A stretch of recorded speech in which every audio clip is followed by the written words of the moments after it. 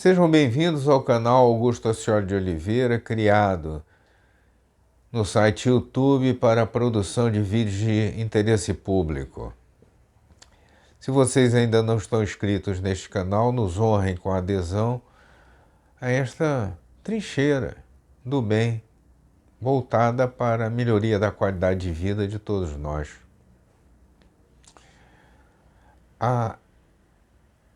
O combustível que move esse canal são os comentários e as críticas que recebem. Este é um espaço de todos vocês. Ele foi criado com essa finalidade: bem recepcionar os que amam as cidades onde vivem ou decidiram viver. O tema de hoje é uma história que todos vocês conhecem. Ligam a televisão, está lá o noticiário falando esquerda, direita, centro, e não se sabe muito bem o que pensa cada um dos eleitos ou indicados participantes da facção A, B ou C. O que nós sabemos é que hoje esquerda é quem é a favor do governo, competente ou incompetente, desde que seja vermelho. Direita é quem é contra essa ditadura, essa arrumação, essa confraria entre amigos. E no centro, os que negociam dos dois lados. Eu, pessoal, não me considero de direita. Eu me considero a favor do Brasil. O que é a favor do Brasil? Todo pensamento a favor da família, na minha opinião, é a favor do Brasil. Todo pensamento contra a liberação das drogas, na minha opinião, é a favor do Brasil. Toda ação contra a corrupção é a favor do Brasil. Fim da hipocrisia nacional é a favor do Brasil. Querem ver um exemplo de hipocrisia nacional? A liberação dos cassinos. Liberação dos cassinos. Um decreto 9215, de 30 de abril de 1946, fechou da noite para o dia em torno de 50 mil postos de trabalho, numa época que era um Brasil litorâneo, só veio a conhecer a Marcha do Oeste com a construção de Brasília. Nós perdemos investimentos na área de hotelaria, na área de transportes, na construção de estradas, nas cadeias de restaurantes. Nós demitimos, dentro desses milhares de brasileiros, inúmeros cidadãos que necessitavam tarefas de natureza menos intelectualizada. Quantas casas, quantas lojas, quantos postos de trabalho eliminados por quê? Aí surgem as lendas, porque foi a dona Santinha que respondia pelo nome de Carmela Telles Leite Dutra, que se confessava quase que diariamente com o cardeal arcebispo do Rio de Janeiro e colocou nas cabeças premiadas da ocasião que o jogo iria demolir a família brasileira. Tudo lorota. O que havia eram trades turísticos dos países vizinhos, necessitando furiosamente dos investimentos que viriam para cá. E aí vocês não têm conhecimento, o público brasileiro nunca teve conhecimento que as rotas aéreas naquela época eram rotas de fôlego curto, porque não havia uma capacidade de voos elevada, eram voos paradores.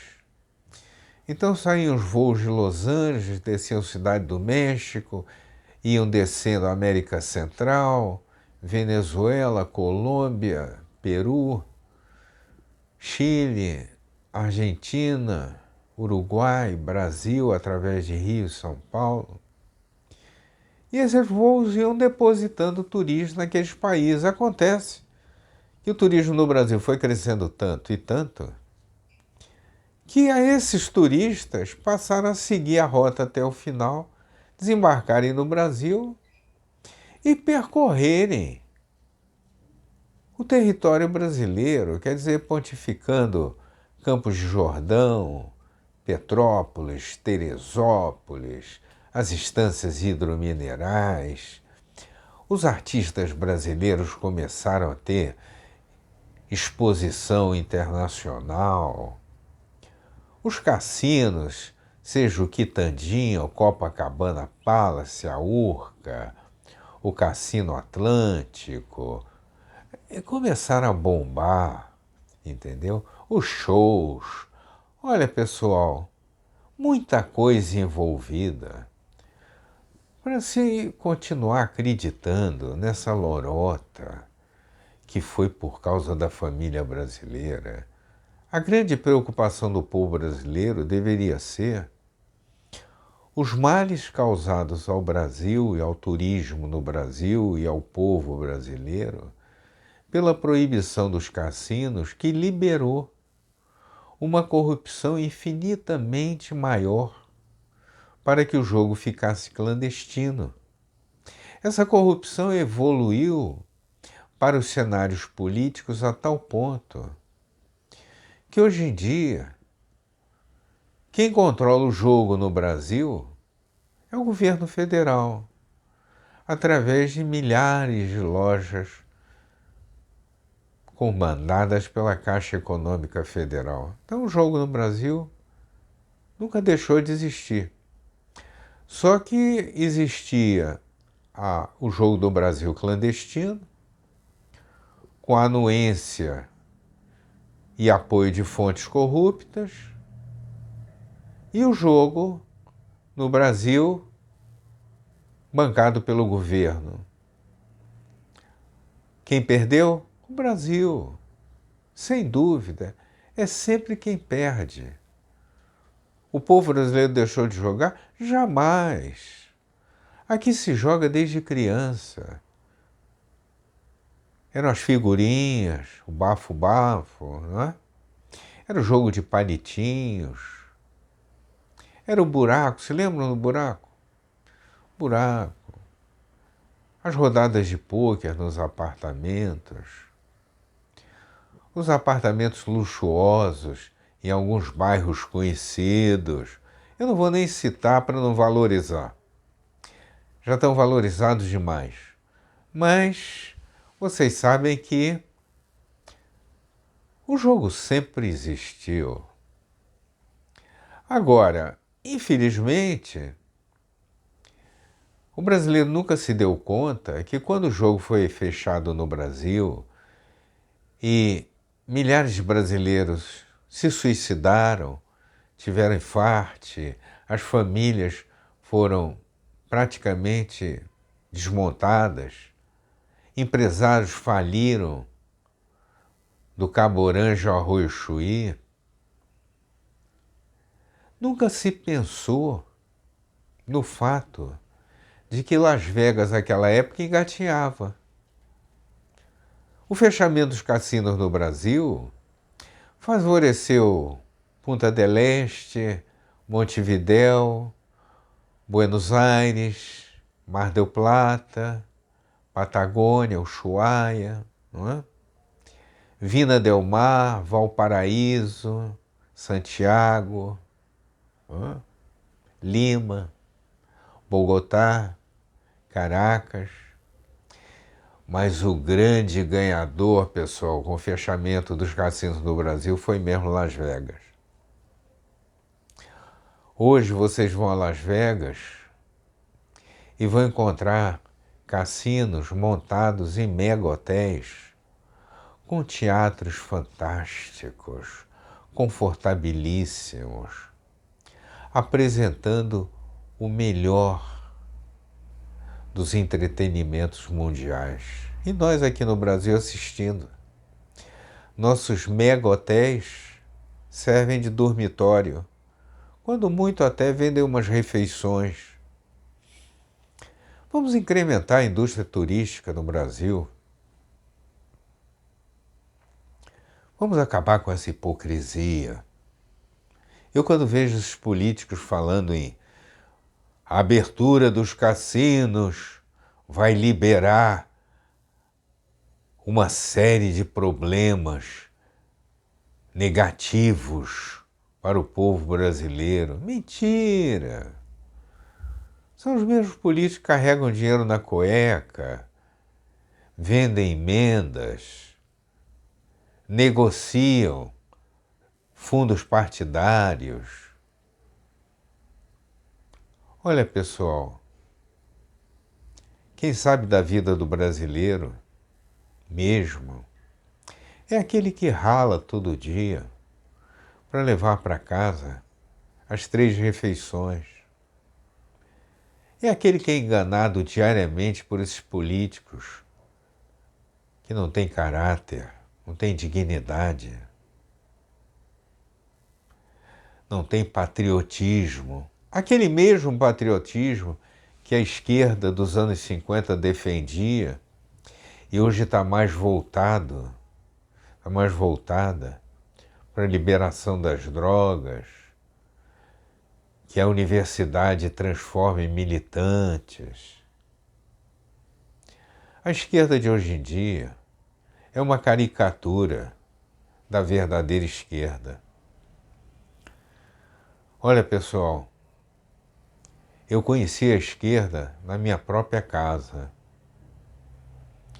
Uma casa que frequentavam pessoas do quilate do reitor Pedro Calmon,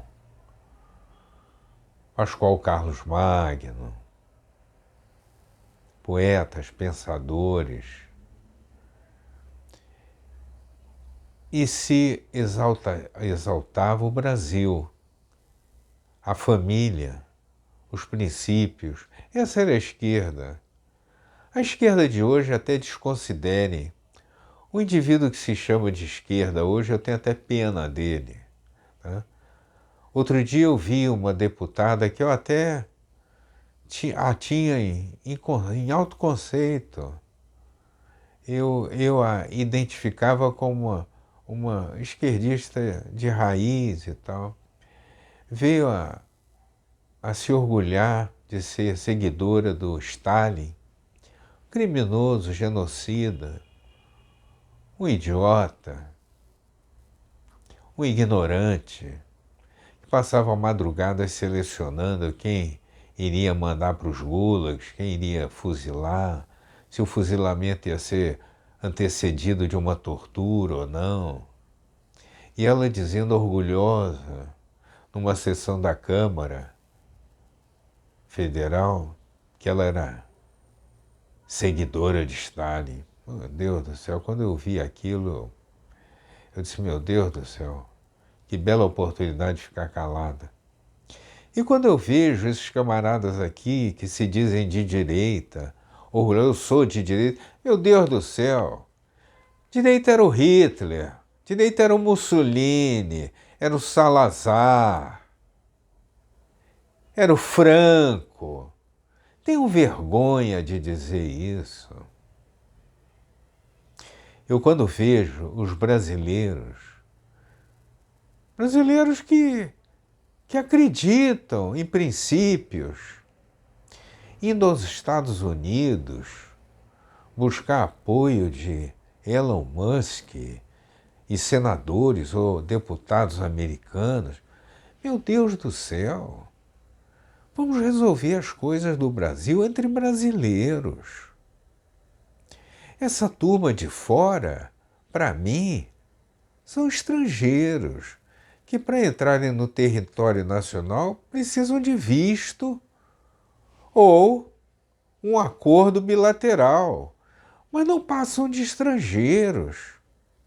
E nós irmos aos Estados Unidos fazer reclamação a papai, ao irmão mais velho? Não. Vamos resolver os nossos assuntos no Brasil.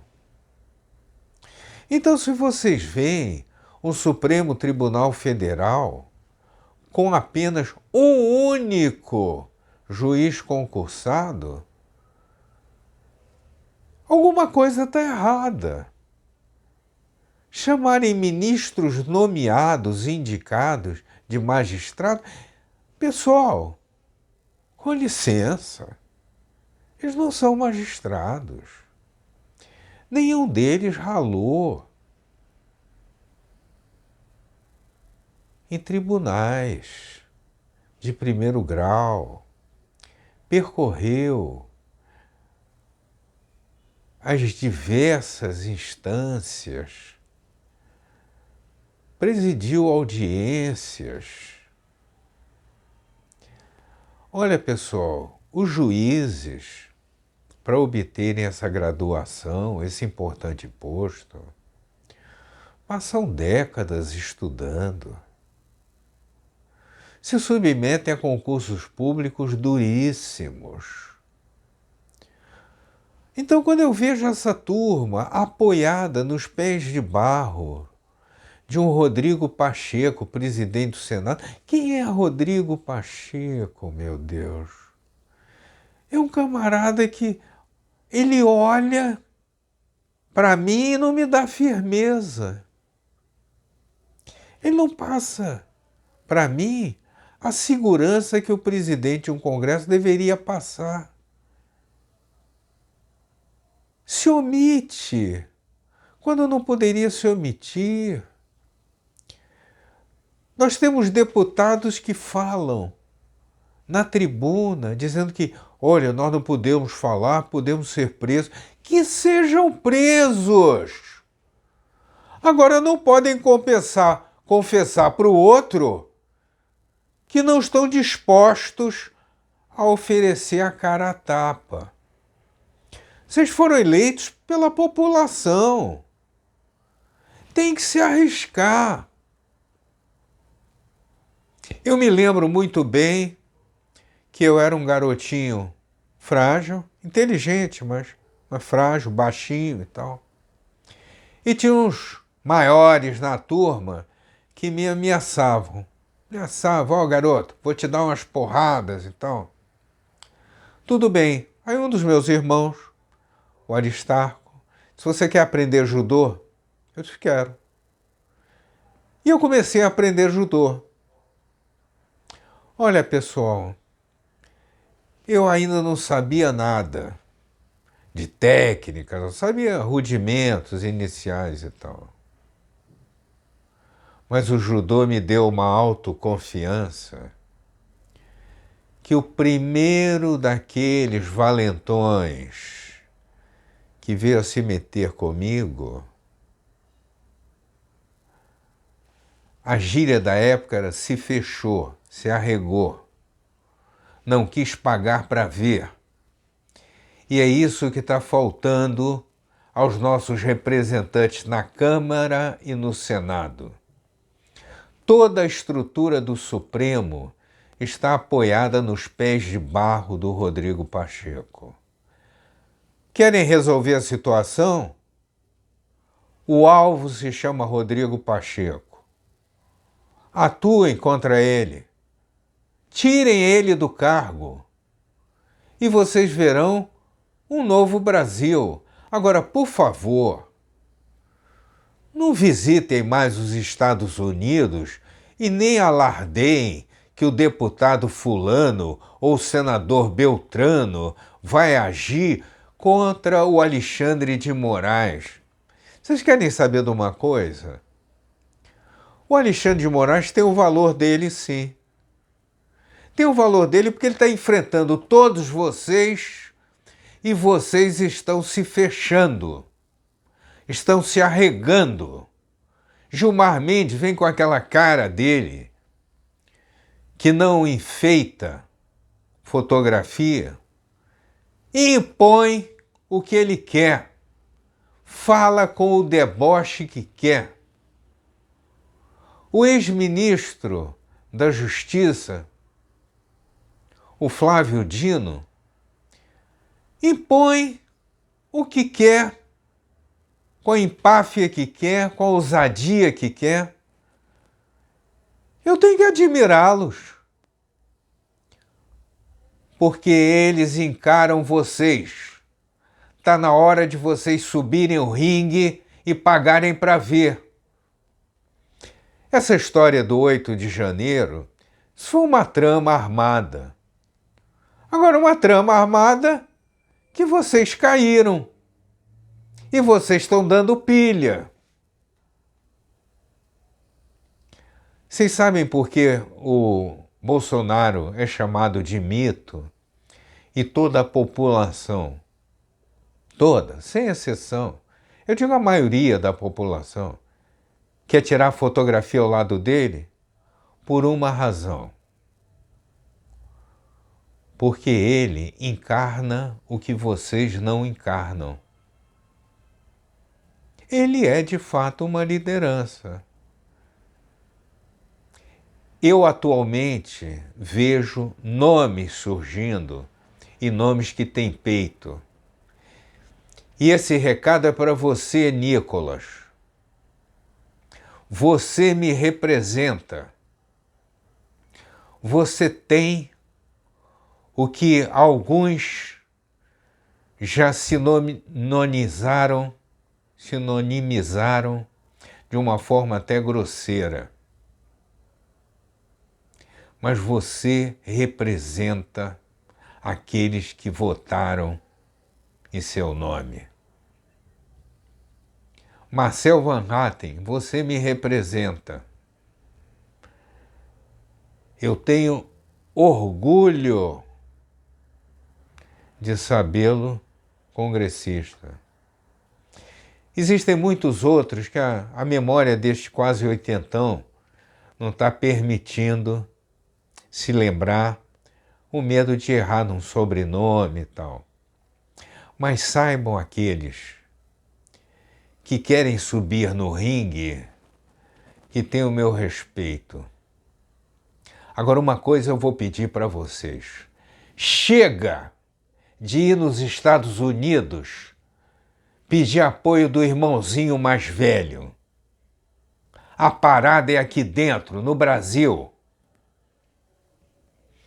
Então vocês já viram, pessoal, o que eu penso de esquerda, direita e centro neste país. Rigorosamente, zero.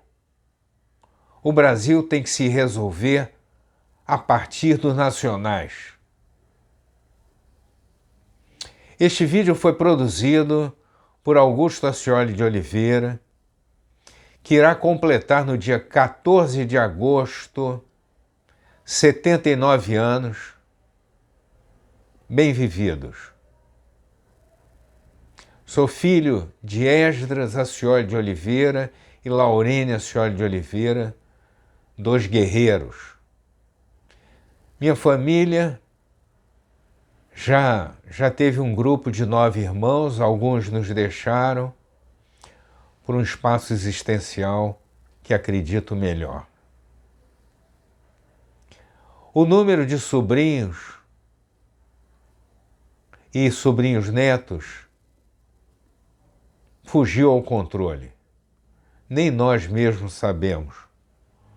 O grupo familiar ultrapassa 150 pessoas. Mas todos torcem pela família, defendem a família e acham que a família é a última linha de defesa de uma sociedade. Que esta reflexão fique com todos vocês.